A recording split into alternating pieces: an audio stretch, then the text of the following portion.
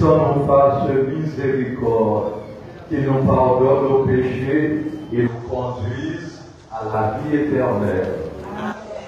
Prions le Seigneur. Dieu d'amour,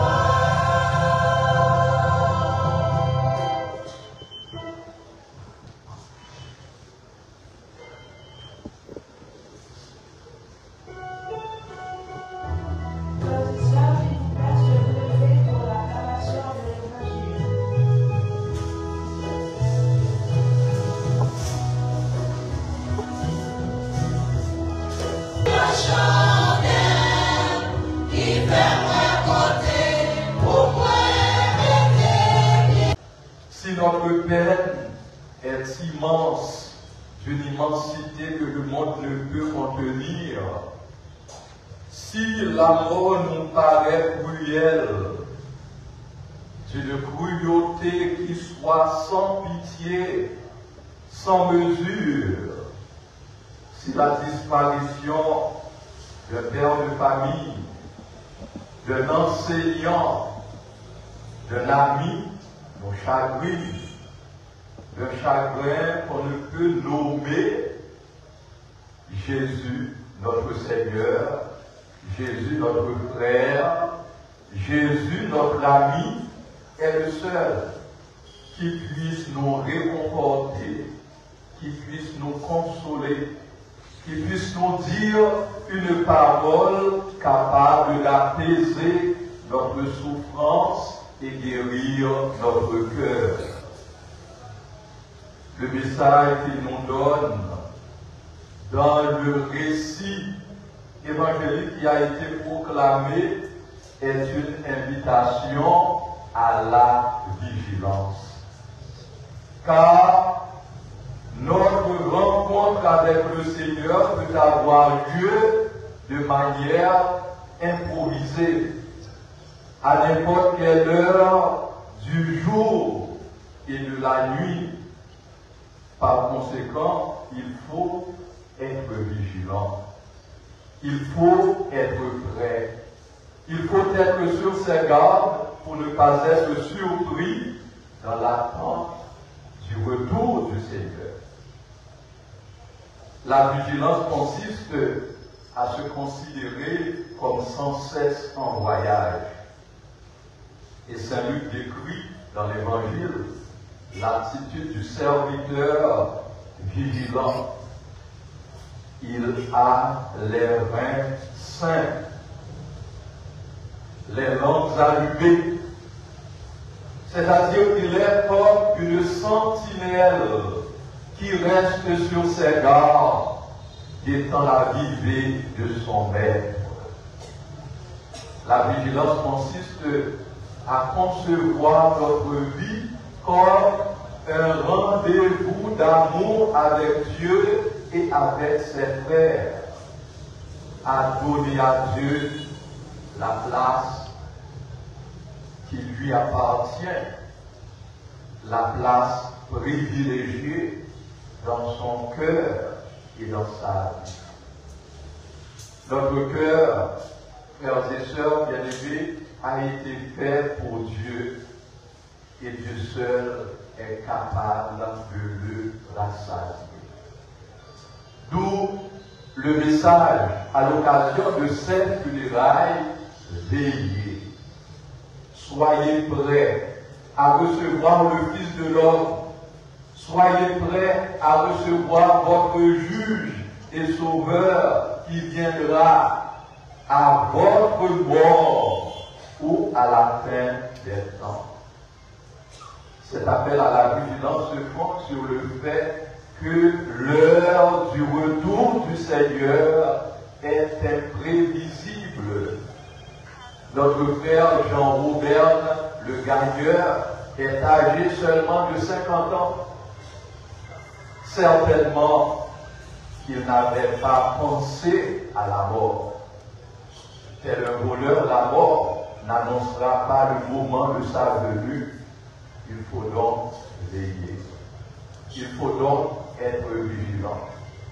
Voilà la leçon que la mort de Jean-Robert le gagneur nous donne aujourd'hui.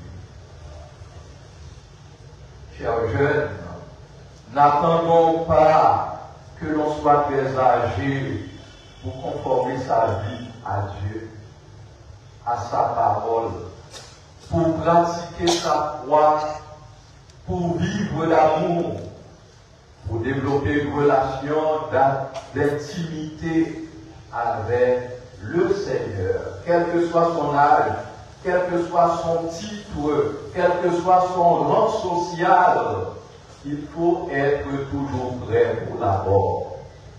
Car nous avons la certitude que tous nous passerons par le même chemin et nous devons être prêts. Jésus est un ami qui nous veut du bien. C'est en marchant avec lui que nous arriverons à la bonne destination. C'est en s'approchant à lui qu'on peut être sûr de ne pas faire fausse route. C'est lui qui nous donne la vie et c'est lui qui donne sens à notre vie. C'est Jésus qui donne le courage d'accueillir la vie comme elle se présente, d'avancer par-delà nos échecs, de tenir bon malgré les vicissitudes de toutes sortes. Il nous faut l'accueillir dans nos cœurs, dans nos vies. Il faut lui laisser la place de choix dans nos cœurs. Il faut croire en lui et lui soumettre toute notre existence. Car sans lui, nous ne pouvons rien faire de bon.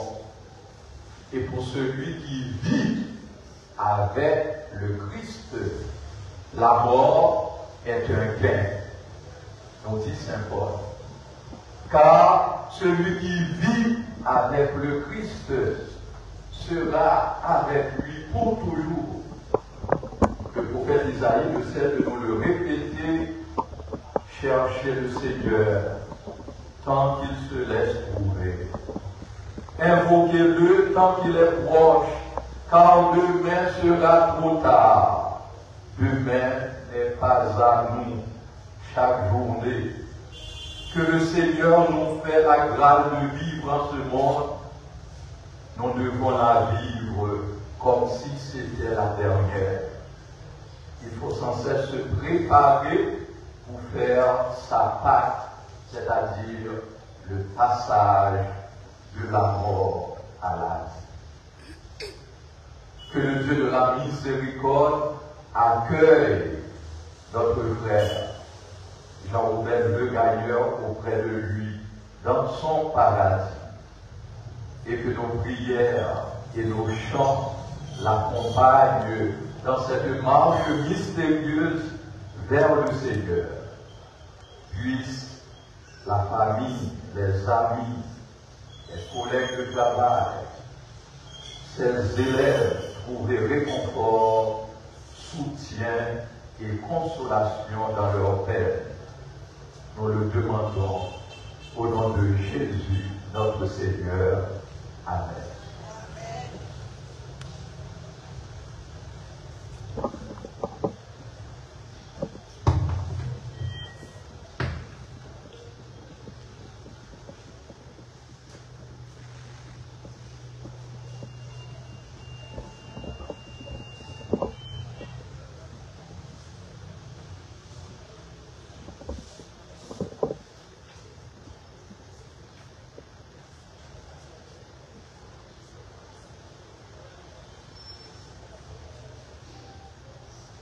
Et maintenant, frères et sœurs bien-aimés, prions avec confiance Dieu le Père Tout-Puissant qui a ressuscité des morts, son Fils unique, Jésus.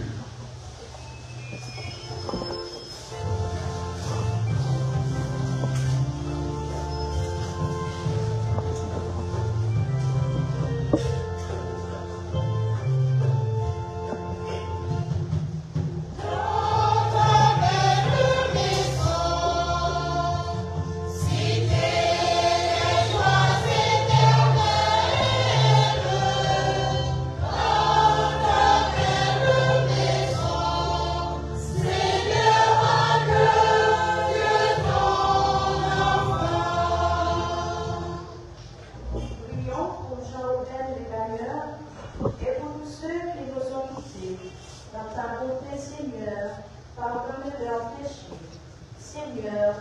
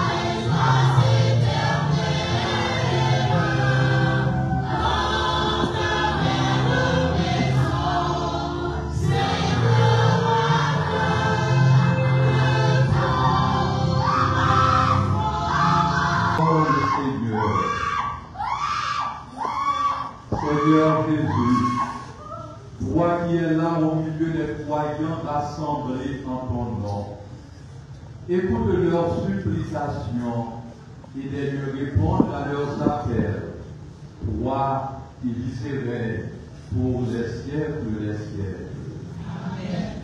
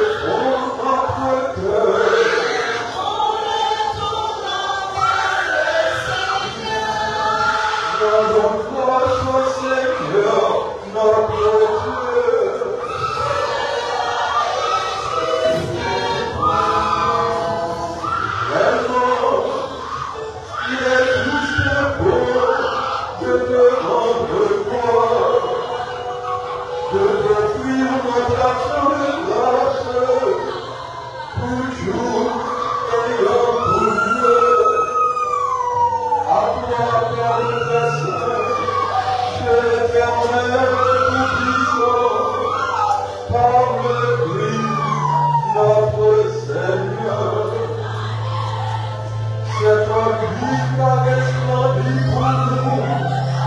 L'espérance de la résurrection est heureux.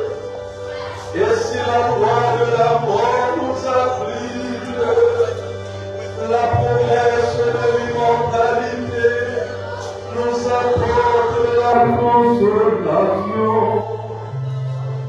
Car pour tous ceux qui croient en toi, Seigneur, la vie n'est pas détruite, elle est transformée.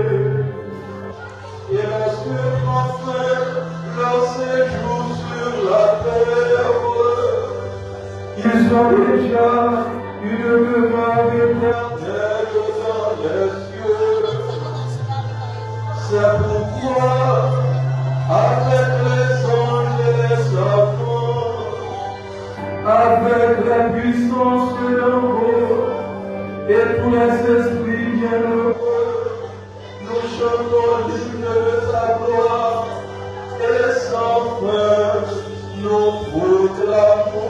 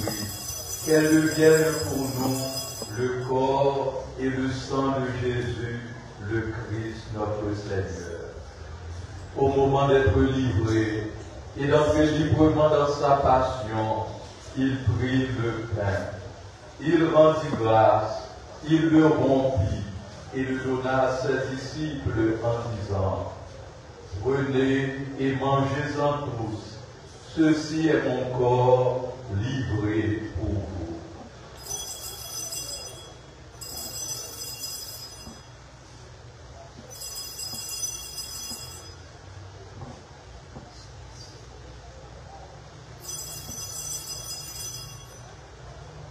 De même, à la fin du repas, il prit la coupe.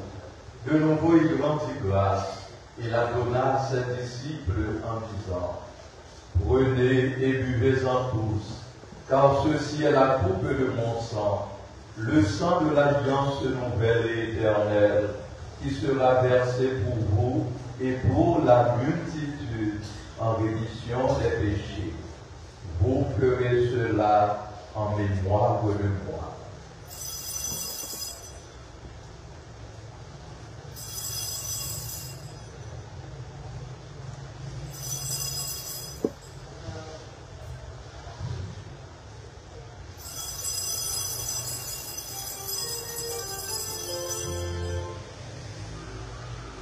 Il est grand le mystère de la foi.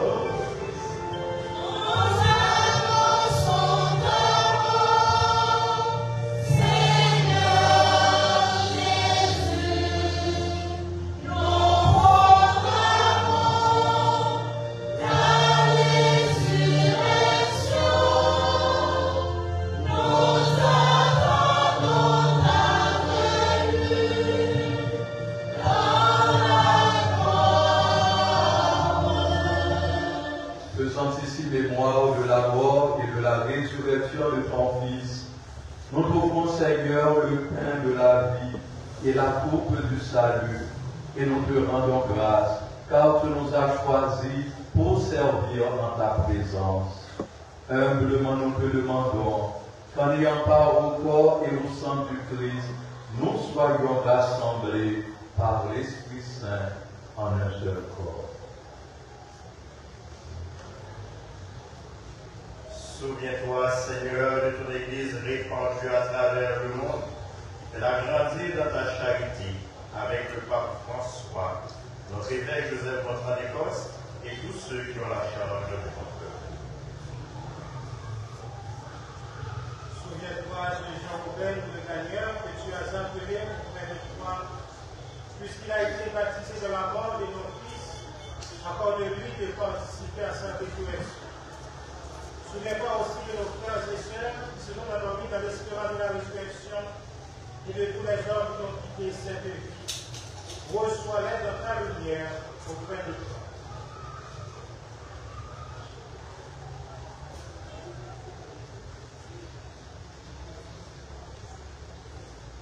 Sur nous tous, enfin, sur les membres de la famille éplorée, nous implorons ta bonté.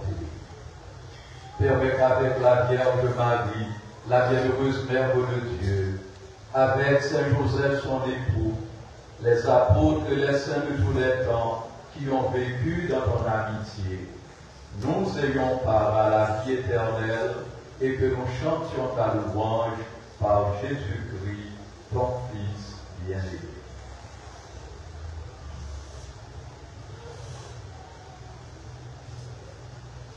Par lui, avec lui et en lui, à toi, Dieu le Père Tout-Puissant, en l'unité du Saint-Esprit, tout honneur et tout le gloire, pour les siècles des siècles. Amen. Unis dans le même esprit, nous pouvons dire avec confiance la prière que nous avons reçue du Sauveur. Notre Père qui es aux cieux, que ton nom soit sanctifié, que ton règne vienne, que ta volonté soit faite sur la terre comme au ciel. Donne-nous aujourd'hui notre pain de ce jour. Pardonne-nous nos offenses comme nous pardonnons aussi à ceux qui nous ont offensés, et ne nous laisse pas entrer en tentation, mais délivre-nous du mal. Délivre-nous de tout mal, Seigneur, et donne la paix à notre temps. Par ta miséricorde, libère-nous du péché. Rassure-nous devant les épreuves. En cette vie où nous espérons le bonheur que tu promets et l'avènement de Jésus-Christ, notre Sauveur. Car c'est à toi qu'appartiennent le règne, la puissance et la gloire pour les siècles et les siècles. Amen. Seigneur Jésus-Christ, tu as dit à tes apôtres, je vous laisse la paix, je vous donne ma paix. Ne regarde pas nos péchés, mais la foi de ton Église. Pour que ta volonté s'accomplisse, donne-lui toujours cette paix et conduis-la vers l'unité parfaite. Toi qui règnes pour les siècles des siècles. Amen. Que la paix du Seigneur soit toujours avec vous.